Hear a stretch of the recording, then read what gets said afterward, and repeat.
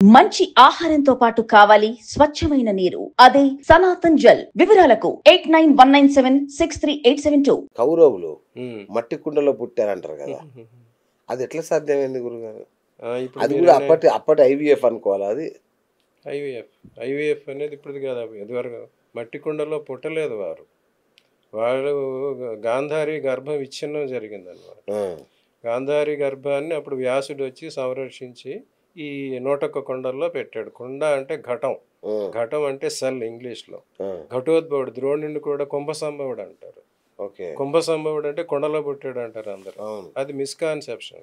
That is a cell అన్నమాట, test tube అన్నమాట. అచ్చా అచ్చా. ఇప్పుడు టెస్ట్ ట్యూబ్ బేబీలు అందరూ కుంభసంభవులే. అవును అందరికి ఐవీఎఫ్ చేస్తున్నారు కుంభసంభవం. అవును. ఆ రకంగా అప్పుడు ఆయన ఒక్కొక్కడిని తీసి ఆ పిండాలని పరీక్షించాడు. ఇప్పుడు దాన్ని ఏమంటారంటే సొమాటిక్ సెల్స్ అంటారు. ఆ, సొమాటిక్ సెల్స్ అంటే కొన్ని కొన్ని అరటి చెట్లు అటువంటి వాటికి ఆ, అరటిపండు విత్తనం ఉండదు. అరటిపండు నాటితే అరటి చెట్టు రాదు. ఆ, దాని రూట్ తీసుకుంటారు, ఓకే ఓకే. దుంప. లేకపోతే ఇంకా టెక్నాలజీ ఏమైందంటే ఆ అరటి చెట్టు కాండం తీసి దాని నుంచి వేర్లు సృష్టించి పెట్టిస్తారు. అది సొమాటిక్ అంటారు. ఉమ్, ఆ రకంగానే ప్రక్రియలో అప్పుడు వేదవ్యాసుడు చేసి వాళ్ళని 101 మందిని పూర్ణ రూపం, శిశు రూపం వచ్చేలాగా ఆయన చేశాడు. బా, బా, బా. సో ఈ టెక్నాలజీ అప్పటి నుంచే ఉన్నది. అట్లాగే ఇంకోటి భారతంలోనే ఇంకోటి ఉంది. భారత యుద్ధం అయిపోయిన తర్వాత అశ్వత్థామ బ్రహ్మశిరోనామకాస్త్రం ప్రయోగిస్తాడు. ఆ, అప్పుడు ఉత్తరాగర్భంలో ఉన్న శిశువుని చంపేయడానికి వెళ్తుంది. ఆ, ఉత్తరాగర్భంలో ఉన్న అభిమన్యుడి పుత్రుడు, ఆ, అభిమన్యుడి సంతానం ఉత్తరాగర్భంలో ఉంటే ఆ గర్భంలో ఉన్న శిశువుని కూడా చంపేసే బ్రహ్మ శిరోనామకాస్త్రం అశ్వత్థామ ప్రయోగించాడు. బా. That is nothing but laser అన్నమాట. లేజర్ తెస్తే అది మిషన్ అయిపోయింది. ఆ, ఈ గ్రహణ సమయాల్లో కూడా అలాంటి లేజర్ రేస్ వస్తుంటాయి. అచ్చా, సో అటువంటి టైంలో బయటికి రాకుండానే గ్రహణంలో గర్భిణీలు లోనే ఉండమని చెప్పింది అది. ఓ, సో ఆ లేజర్ దాని నుంచి బ్రహ్మ శిరోనామకాశ్రం నుంచి కృష్ణుడే విష్ణు రూపంలో వెళ్ళి అటు ఆ పిండాన్ని రక్షించటం ప్లస్ ఈ శిరోనామకాశ్రాన్ని బయటికి పంపించడం చేశాడు. ఓకే. ఇటువంటి అన్ని ప్రక్రియలు ఎప్పటి నుంచో వేదకాలం.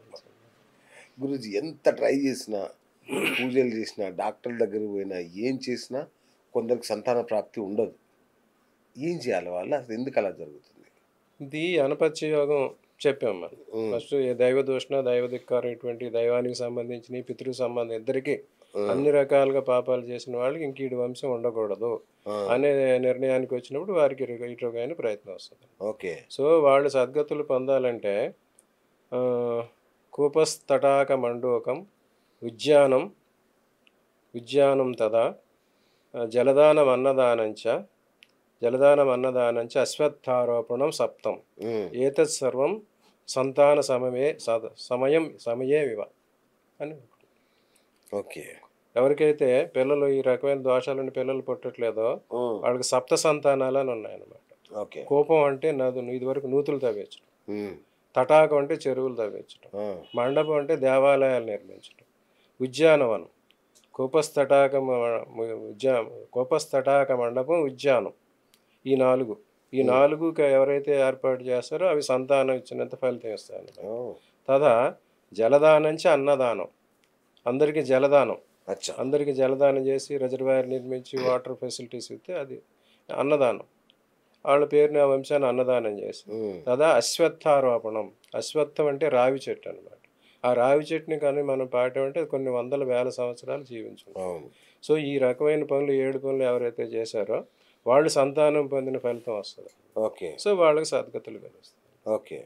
ఈ రకమైన సప్త సంతానాల్లో వారు చేసుకుంటే వారికి మళ్ళీ గతులు లభిస్తాయి. ఓకే. గురుజీ జాతకంలో పుత్రస్థానం అనేది ఉంటుందా? సంతాన స్థానమే పుత్రస్థానం. ఇదివరకు అంటే పుత్రుడు సంతానం అంటే పుత్రుడు పురుషుడు, అప్పుడంతా మేలు ఓరియంటెడ్ కనుక పుత్రకామేష్టి పుత్ర సంతానం పుత్రుడే అన్నారనమాట. సంతాన స్థానం అని పంచమ స్థానం, ప్రతి జాతకంలో పంచమ స్థానం సంతాన స్థానం. ఆ సంతాన స్థానంలో పురుష గ్రహాలు పురుష రాశులు ఉంటే వాటిని బట్టి పురుష సంతానం, స్త్రీలాసులు ఉంటే స్త్రీ సంతానం, అట్లా జరుగుతుంది. చెప్పాం కదా, గర్భధారణ సమయానికి ఉపచయ స్థానాల్లో పురుష గ్రహాలు సూర్యుడు కుజుడు గురువు ఉంటే పురుష సంతానం కలుగుతుంది. చంద్రుడు, కుజుడు, శుక్రుడు ఉంటే స్త్రీ సంతానం కలుగుతుంది. ఓకే. ఆ స్థానాన్ని బట్టి తెలుస్తుంది. ఇక కవలలు కవలలు పడతారు, ట్విన్స్ అన్నమాట. మేనకన్య లగ్నాల్లో, మేనకన్య రాశుల సంభోగ సమయానికి గురువు, బుధుడు, కుజు, శుక్రు, చంద్రుల ప్రభావం ఉంటే కవలలు పడతారు, ఆడపిల్లలు పడతారు. ధనుస్సు, మిథునం రాశుల్లో బుధ, గురు సంచారం ఉండి సూర్య, కుజ ప్రభావం ఉంటే వాళ్ళకి కవలలు మగపిల్లలు పడతారు. ఓకే. ఆ దుస్వభావ రాశులు అయినప్పుడు ఏం జరుగుతుందంటే ఈ రెండు కాంబినేషన్ మారితే ఒక ఆడ, ఒక మగ. ఓకే. అవి కూడా పెడతారు. సో కవలలు కవలలు ఇద్దరు మగాన, ఇద్దరు ఆడ, లేదా ఆడ మగ, ఇవన్నీ కూడా ఆ పరిస్థితులు బట్టి, గ్రహగతులను బట్టి వస్తాయి. సో దీని అంతటికి మూలం సంభోగ సమయం. ఓకే. ఆ సమయం అవి తెలుసుకున్నారంటే ఇటువంటివన్నీ కూడా. గురూజీ మీరు హస్తం కూడా చూస్తారా? హస్తం అనేది ఇందులో ఒక పార్ట్, జ్యోతిష్యంలో ఒక భాగం. అది ఇండియన్ కాన్సెప్ట్ కాదు. ఈజిప్ట్లో కైరో అనే అతను దాన్ని డెవలప్ చేశాడు. అవునా? సంతాన రేఖ అంటారు కదా, చేతిలో రేఖలు ఉంటాయి, సంతాన రేఖలు అందరికీ ఉంటాయి, అందరికీ రెండే ఉంటాయి. ఇక్కడ రెండు చూసి ఇదే చెప్తారు అందరు. ఈ స్థానం సంతాన రేఖ, అందరికీ రెండే ఉంటాయి. ఓకే. ఇప్పుడు మరి రెండు లేని వాళ్ళు ఉన్నారు, ఒకటి ఉన్న వాళ్ళు ఉన్నారు, 5-6 మంది 10 మందిని కన్న వాళ్ళు ఉంటారు. కొంతవరకే, అంతవరకు. వాత, పిత్త, కఫ దోషాలు అంటారు కదా గురూజీ, వాటి వల్ల కూడా సంతాన ప్రాప్తి ఆలస్యం అయ్యే అవకాశం ఉందా? మన దేహం ఎలా ఏర్పడుతుంది అనేది ఇందాకే చెప్పుకున్నాం. భార్యాభర్తలు, తల్లిదండ్రులు సంగమించే సమయంలో ప్రతి అంగం శరీరంలో దాన్ని పులకించాలి, దాని నుంచి ఫెనర్మోన్స్ రావాలి. అవి వచ్చినప్పుడు ఏ లోపాలు లేని వస్తాయి. అట్లా ఎవరికైతే వాళ్ళ దేహంలోనే ఇలాంటి దోషాలు ఉన్నాయో ఆ దోషాలు సంక్రమిస్తాయి. సో అందుకే గర్భం దాల్చిన తర్వాత ఈ టాబ్లెట్స్ అవి ఇస్తూ ఉంటుంటారు, ఈ దానికి సంబంధించిన పెరగడానికి. కాల్షియం టాబ్లెట్స్ అని, ప్రోటీన్ అటువంటి ఇస్తూ ఉంటారని.